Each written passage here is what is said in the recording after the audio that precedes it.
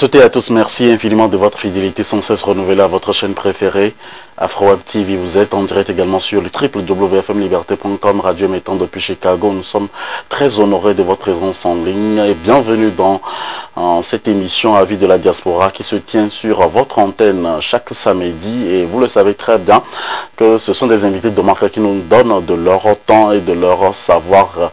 Et puisque nous voulons aussi, nous aussi, aller au savoir, c'est le temps encore une fois de partager ces bons moments avec vous, les téléspectateurs, les amis internautes qui allaient encore nous aider à partager cette émission avec vous. Nous vous donnerons également l'opportunité au cours de cette émission pour nous appeler sur le +1 319 462 89 79. Moïse Agbenye-Gan, c'est moi, c'est mon nom. Je serai à la présentation et à la réalisation de cette émission pour vous en direct sur YouTube, que vous nous recevez en ce moment. Merci à tous et à chacun de vous de votre fidélité. Au studio avec nous aujourd'hui, nous avons le privilège de recevoir notre invité maison, analyste politique, monsieur Alès Mikafou. Bonjour. Bonjour Moïse, bonjour à la diaspora africaine qui est actuellement en train de nous suivre. Bonjour à mon co-débatteur, monsieur Pini Pini. Merci à vous d'être avec nous aujourd'hui. Merci pour votre temps que vous ne cessez de nous accorder. Alors, par duplesse, il nous fait la grâce et l'honneur. Curé, et il est également professeur Pini Pini. Monsieur, il est consultant. Je me permettrai également donc de vous le dire aujourd'hui. De nationalité congolaise, il représente probablement la communauté africaine également du côté de Belgique. Alors, professeur Pini Pini, bonjour. Alors, professeur. Un petit souci. Je vous reçois difficilement. Je ne sais pas si vous me recevez, mais je vous reçois difficilement. Il y a un souci. Merci, on vous reçoit également. Il y a un petit problème de connexion, mais ça va aller. Les dieux de l'Internet seront toujours avec nous. Alors, merci à vous tous d'être avec nous pour ce numéro de votre émission Avis de la diaspora. En première partie, donc, nous parlerons donc de la liberté de la presse en Afrique. Vous le savez tous, cette semaine a été marquée par la célébration de cette liberté donc de la presse. Et comme je veux préciter donc l'article 19 de la Déclaration universelle des droits de l'homme, qui stipule en ces termes que chacun a tout droit à la liberté d'opinion et d'expression. Ce droit inclut la liberté d'avoir des opinions sans interférence et de rechercher et recevoir et surtout communiquer des informations et des idées par le biais de tout média et sans considération de frontières. Voilà donc le décor planté pour cette première partie de votre émission Avis de la diaspora. Première question pour professeur Pini Pini, vous que vous êtes honoré aujourd'hui en duplesse. Dites-nous, comment est-ce que vous avez célébré ou quel est votre point de vue sur cette célébration donc, qui se fait chaque année par rapport à la liberté de la presse? Mais je crois qu'elle est importante, cette célébration. Et même le mot liberté par rapport à la presse, c'est aussi important que la presse puisse être une presse qui sache s'exprimer librement. Et donc c'était important effectivement, vu les dérives qu'on connaît dans le monde, surtout actuellement, que l'accent ait été mis cette année encore sur la liberté de la presse, pas seulement en Afrique, mais dans le monde entier et surtout, d'ailleurs, plus encore aujourd'hui, aux États-Unis. Donc c'est un problème. Il était donc important que l'on puisse célébrer ce moment-là. Bon, moi, en tant qu'ancien directeur de radio, donc ancien journaliste, moi, ça ne peut que me rapprocher de mes confrères, de mes collègues et consoeurs qui continuent à prester sur les médias en faveur de la population pour essayer de les informer, pour les former, également pour les divertir. Parce que normalement, la presse, elle est là pour ça, elle est pour ces trois volets de la vie, de la vie commune. Parce que on dit que nous formons maintenant un grand village, mais la vie au village, elle est ainsi faite. Donc, il faut se divertir, il faut s'informer, et il faut se former. Donc, c'est cette tâche-là noble est entre les mains de la presse Je pense qu'il est important que la presse puisse avoir sa place dans notre société et qu'on puisse vraiment la célébrer, surtout la protéger.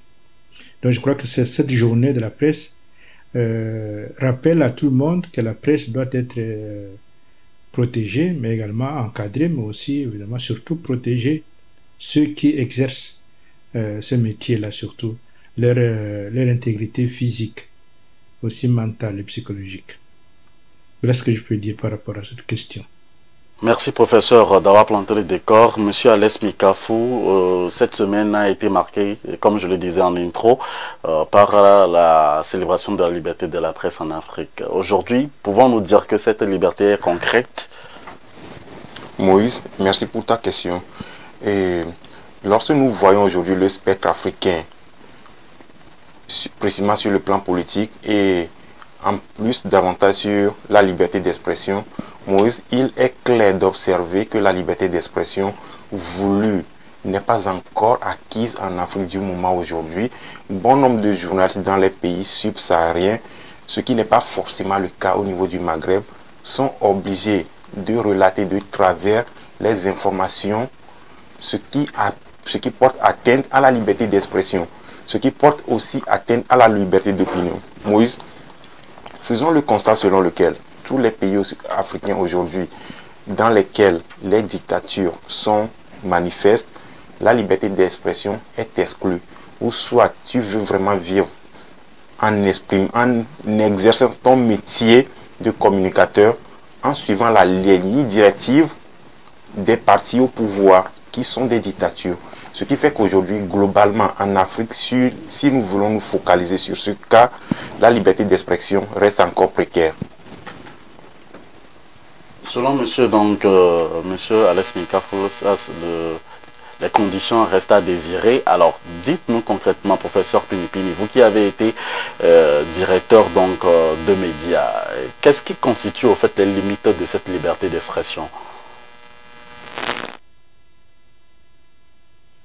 Oui, je crois que le problème, comme il dit, se pose non pas au niveau des hommes et des femmes de la presse comme tel, ni au niveau du public africain, mais plutôt au niveau d'une certaine classe politique qui confisque le pouvoir, ce qu'il a appelé le dictateur ou la dictature. Et donc c'est à ce niveau-là. Ce n'est pas au niveau de la presse en tant que telle. Parce que les hommes et les femmes de la presse l'exercent librement, parce qu'ils le font en toute liberté eux-mêmes, mais leur travail est mal reçu par une certaine frange de la population, c'est celle-là qui exerce le pouvoir et qui sont des dictateurs. Donc, alors c'est plutôt cela qui est important à relever, cette d'une certaine catégorie de personnes qui estiment que quand ils sont eux au pouvoir, le pouvoir, c'est-à-dire que tout leur appartient, y compris la liberté de penser. Donc la pensée doit être la leur, la parole doit être la leur, donc ce qui fausse la relation entre eux et ceux qui veulent diriger. Donc dans ce cadre-là, les hommes et les femmes de la presse sont bien sûr mal perçus parce qu'eux ils portent la voix de la population. Et comme ils portent la voix de la population, ben, ils sont considérés comme étant des hommes et des femmes à abattre. Donc je crois que c'est la question, elle est celle-là, et c'est comme ça que je disais tout à l'heure que la question est celle de la dictature qui se fait voir aussi bien en Europe, un peu partout, des gens qui veulent un pouvoir fort, un pouvoir dictatorial. Ils s'en prennent principalement à ceux qui s'expriment librement, à ceux qui ont une pensée libre, donc même aux journalistes libres.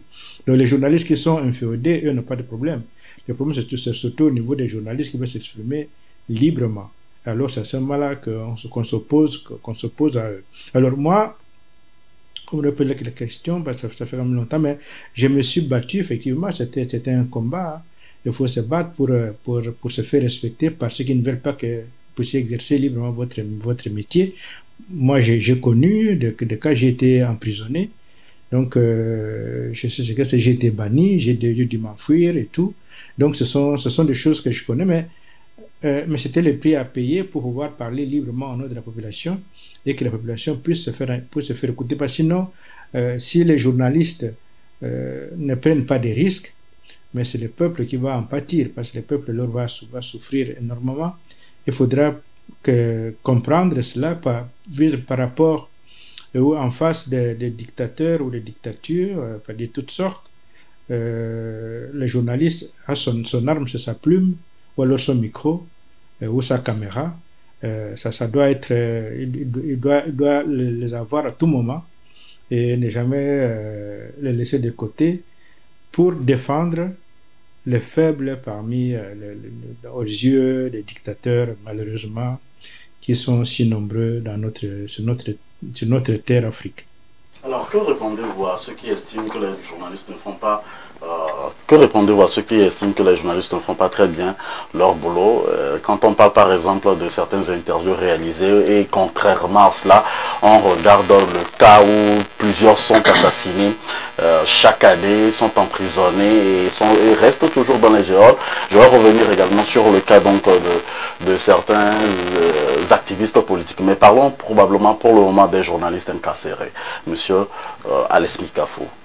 Moïse, les journalistes incarcérés sont en quelque sorte ce qu'on peut considérer comme les personnes les plus franches dans l'exercice de leur métier. Parce que du moment où tu exprimes librement ta pensée, telle que tu le conçois, et en toute objectivité, Moïse, tu portes forcément atteinte à certaines personnes dans leur ego. C'est le cas précisément dans les régimes dictatoriaux. Et nous nous focalisons ici exclusivement sur le cas africain. Et je fais exception au cas européen, au cas occidental actuellement, parce que l'Occident actuellement, lorsque tu suis bien les nouvelles, les informations qui sont relayées dans leurs médias, tu découvriras subitement que l'information n'est pas relayée à sa juste valeur. Alors, revenons sur le cas africain. Moïse, bon nombre de journalistes qui sont incarcérés en Afrique, c'est quoi leur péché? Parce qu'ils sont obligés de dénoncer les malversations des autorités en place. L'une des raisons pour lesquelles aujourd'hui bon nombre de journalistes en Afrique subsaharienne sont obligés de prendre la poudre d'escampette juste pour sauver leur vie. Ce ne sont pas des éléments qui encouragent à confirmer à juste titre,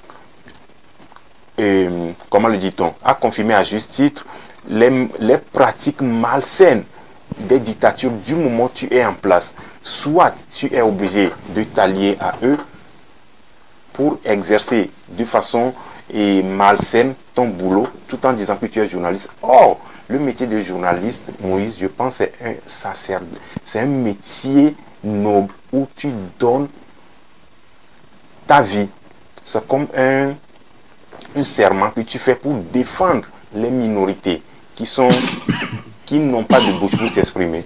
Et si je me réfère à une maxime de Aimé Césaire qui disait « Ma bouche sera la bouche des malheurs qui n'ont point de bouche ». Aujourd'hui, les journalistes en Afrique doivent s'inspirer de cela. Mais malheureusement, faisons le constat selon lequel toute l'Afrique subsaharienne, Moïse, est constituée des régimes dictatoriaux. Les seules rares exceptions que nous pouvons avoir sont presque inexistantes. L'une des raisons pour lesquelles dans presque tous les pays africains aujourd'hui, les journalistes objectifs sont persécutés. Ceux qui exercent librement leur métier, ce sont des journalistes à la solde des régimes en place. Raison pour laquelle aujourd'hui, il n'est pas facile d'être un journaliste objectif en Afrique noire. Il n'est pas facile d'être un journaliste africain aujourd'hui. Alors dites-nous concrètement, quand on parle aujourd'hui des journalistes d'investigation, de journalistes probablement dans ce corps de métier qui est considéré comme le quatrième pouvoir. Professeur Pinipini, est-ce que vous pensez que ce quatrième pouvoir, justement, sa place aujourd'hui en matière de communication ou influe indirectement sur la politique africaine? D'abord, je voudrais vous présenter mon livre que j'ai écrit sur la radio que j'ai dirigée au Congo. Voilà. Ça s'appelle Radio Tomi Sangoma Atikwit, une radio pour un peuple, la voix des sans-voix, avec un bonus sur les saveurs du Burkina Faso. Voilà, donc c'est ça le livre que j'ai écrit. Oui, mais je crois que aujourd'hui, à l'heure de l'Internet, l'Afrique a aussi bien servi parce que les médias, pour ainsi dire, sont popularisés.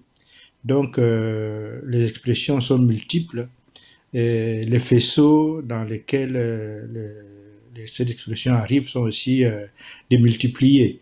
Ce qui fait que, effectivement, aujourd'hui, les dictatures sont en train de trembler parce que font face à une véritable, à un front qui est très dur, hein, auquel je crois qu'il n'y a plus rien qu'on peut faire qui puisse être caché aujourd'hui, quels que soient les régimes les plus durs qui soient, il faut faire face à un front d'engagement qui fait que beaucoup sont obligés de réfléchir par deux fois avant de poser des actes qu'ils posent. C'est vrai qu'il y a des journalistes qui sont arrêtés, mais malgré cela, que ce soit en Afrique, partout dans tous nos pays,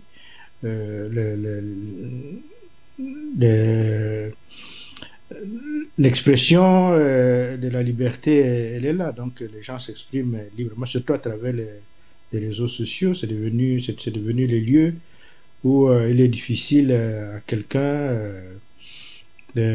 d'avoir un contrôle absolu, malgré tout ce qu'ils peuvent faire en Afrique ou ailleurs. C'est très difficile, ils n'arrivent pas. Donc je crois qu'aujourd'hui, on ne peut pas dire que les Africains n'exercent pas leur liberté. Non, ils l'exercent à fond, parce que je pense pas qu'il y ait des personnes qui, dans le monde, aiment leur pays plus que les Africains, malgré tout ce que l'on peut penser. Les Africains, ils aiment beaucoup leur pays, ils les défendent. Parfois, ils n'ont pas les moyens que les dictateurs ont, parce que les dictateurs ont tous les moyens du pouvoir pour brimer, pour briser la résistance. Mais je peux dire que les journalistes, en tout cas, ils continuent à s'opposer, en tout cas, à exercer leur métier. La liberté, évidemment, ça dépend. On ne peut pas tuer la liberté, c'est pas possible. La liberté fait partie de la personne humaine et on ne peut pas vivre sans être autrement qu'en étant libre. Et les journalistes exercent ainsi leur liberté, même si parfois les conditions ne sont pas faciles, mais ils exercent quand même. C'est pour cela que nos sociétés tiennent encore debout. N'eût été cette expression libre, je crois que quelqu'un parlait d'Aimé Césaire, ben voilà, et d'autres, donc que ce soit les journalistes ou bien les écrivains ou les conférenciers, toutes ces expressions libres contribuent à faire émerger l'Afrique. Voilà, merci professeur. Alors, nous parlions à l'instant donc des activistes politiques. Aujourd'hui, quand on est plus probablement à la diaspora, on se permet de dire beaucoup de choses sur l'actualité, de réagir sur et de faire des contenus qui ne sont pas quelquefois dans les normes de la presse écrite ou carrément qui débordent, et ce qui amène certains activistes politiques à avoir des problèmes aussi avec des gouvernements, quelquefois, il faut le dire. Aujourd'hui, on constate qu'il y a beaucoup d'activistes, lorsqu'ils sont sur le terrain, leur comportement ne change par rapport lorsqu'ils sont à la diaspora. Et quel est le nœud au fait et le mythe qui contourne également donc l'activiste politique aujourd'hui? Est-ce que l'activiste politique fait bien son boulot quand on parle aujourd'hui également de la liberté d'expression? Monsieur Alex Mikafou.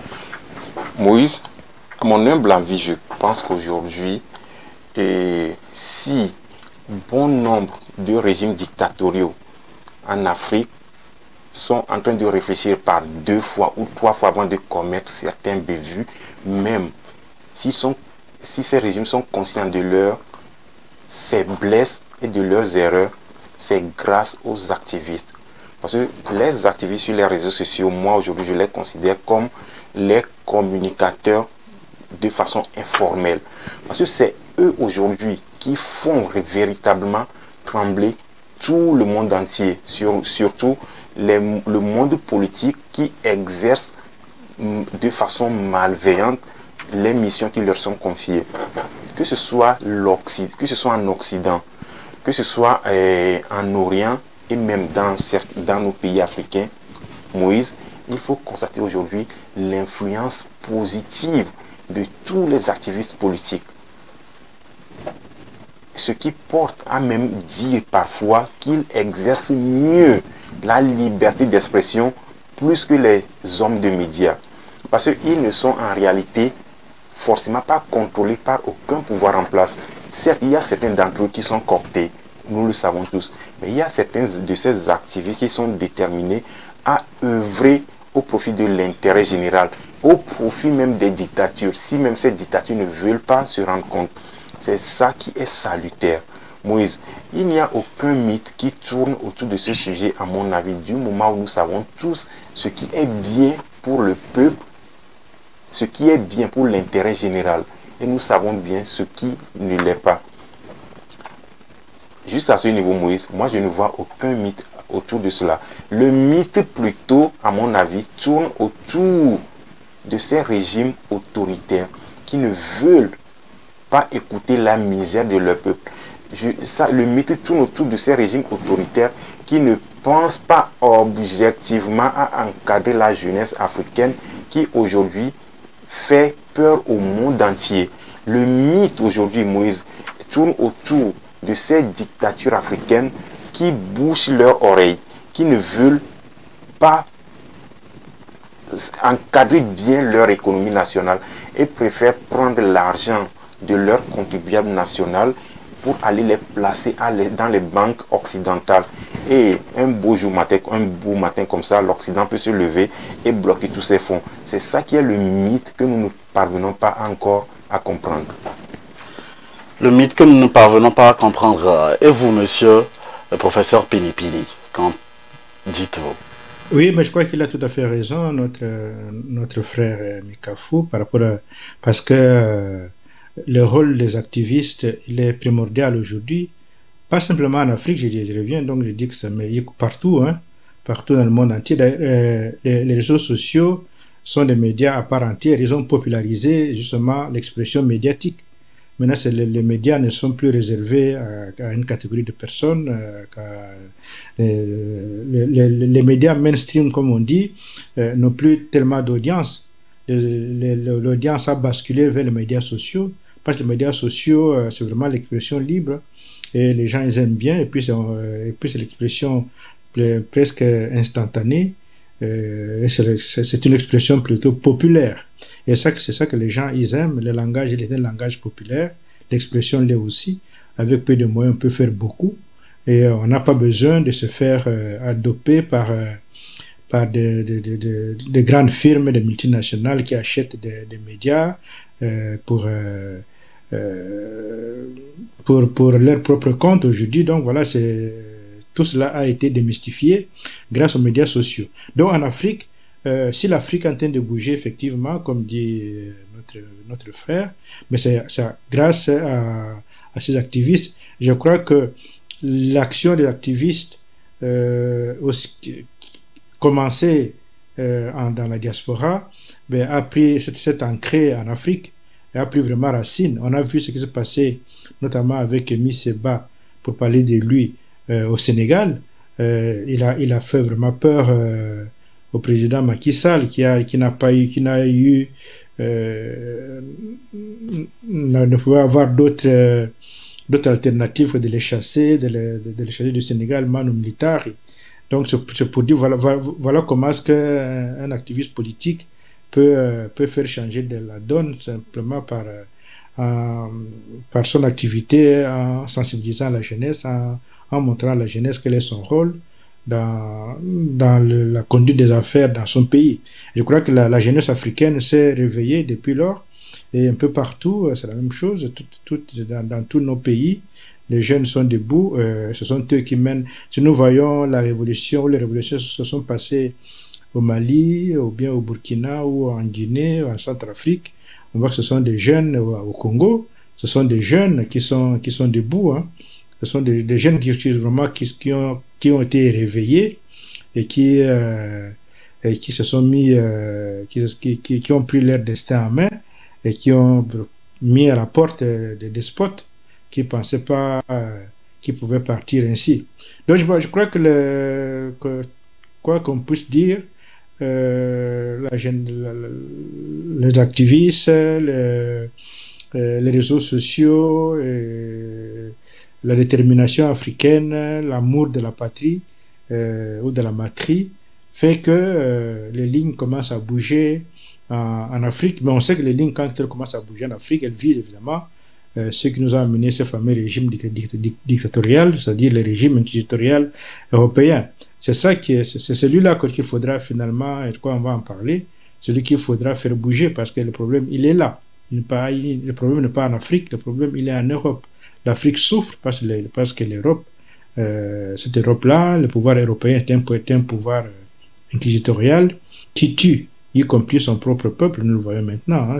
Donc, ce qu'il reprochait au régime communiste, en train de prendre pignon sur rue dans le régime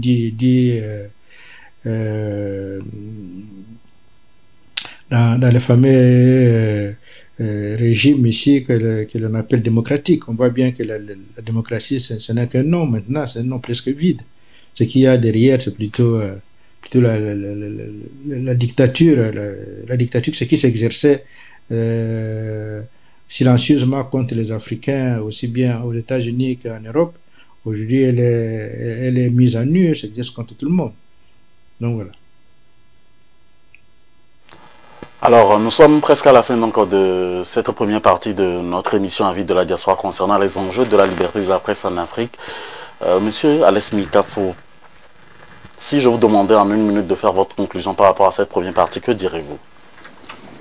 Moïse, aujourd'hui, par rapport à la manifestation de la presse sous toutes ses formes, il faut plutôt privilégier les activités des réseaux sociaux qui sont menées sur les réseaux sociaux, au moment où les activistes sur les réseaux sociaux aujourd'hui sont les meilleurs informateurs, du moment où les médias publiquement reconnus ne parviennent pas à convaincre, à donner les informations réelles et en temps réel.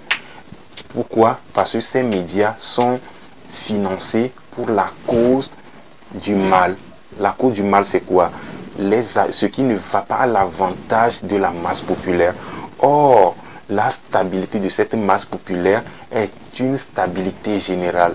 D'autres personnes qui ne veulent pas concevoir les choses comme cela sont aujourd'hui obligées de poursuivre les activistes sur les réseaux sociaux, peu importe leur position géographique même, Moïse. C'est ça aujourd'hui qui a déploré. Pourquoi je dis cela? Si on fait bien le constat, d'une façon un peu plus large, les principales oppositions africaines aujourd'hui sont les diasporas africaines éparpillées un peu partout dans le monde. L'une des raisons pour lesquelles, au niveau de la célébration de la presse, je pense qu'il faut plutôt faire exception et privilégier les activités sur les réseaux sociaux. Alors, monsieur professeur Pinipini, votre conclusion pour cette première partie? Oui, mais je les rejoins, donc j'encourage effectivement la jeunesse africaine à s'emparer des médias sociaux, de ne pas avoir peur, donc d'y aller. mais surtout de viser les publics africains, si c'est possible de parler en langue africaine de plus en plus, parce que c'est important. J'encourage également les hommes et femmes des médias en Afrique de s'adresser également à la population africaine dans nos langues, parce que pour l'instant, la plupart de nos médias sont toujours en langue étrangère. Il faudra mieux qu'on puisse s'adresser à notre peuple dans nos langues, parce que nous avons la lourde mission de l'éveiller pour sa prise de conscience, pour qu'elle puisse changer son propre destin. Et donc, je crois que moi je vois l'avenir de l'Afrique par rapport à la presse, par rapport, oui, que c'est un avenir qui se dessine plutôt bien. Et vu que nous avons une jeunesse qui est vraiment très très dynamique, que j'encourage beaucoup et que j'aime effectivement, j'aime aussi beaucoup. Vous-même, vous en êtes l'exemple de cette jeunesse qui est une jeunesse qui est responsable, qui veut que l'Afrique puisse changer. Donc l'Afrique ne changera que par grâce à sa jeunesse. Il faudrait que cette jeunesse, comme elle le fait maintenant, fasse encore mieux son travail, qui est celui de s'éveiller elle-même et d'éveiller aussi bien des parents que les plus jeunes. C'est la mission que moi je donne à notre jeunesse africaine. Oui, et pour aller un peu plus loin, j'encourage, il faut exhorter les ingénieurs africains dans les médias à fournir plus d'efforts, à créer des réseaux sociaux typiquement africains. Parce qu'au-delà de tout ce que nous mettons sur les réseaux sociaux étrangers, nous avons besoin de nos confidentialités africaines. On en a vraiment besoin. Merci Moïse. Merci à vous d'être avec nous pour notre émission Avis de la diaspora. Nous allons faire juste une courte pause et parler donc du partenariat des partis politiques et de l'association à leur tête. Quelles que soient les mythes et réalités, on en parle juste après ceci. Que pensez-vous de l'actualité africaine cette semaine? Chaque semaine, nous vous invitons à décrypter l'actualité de la semaine avec nous.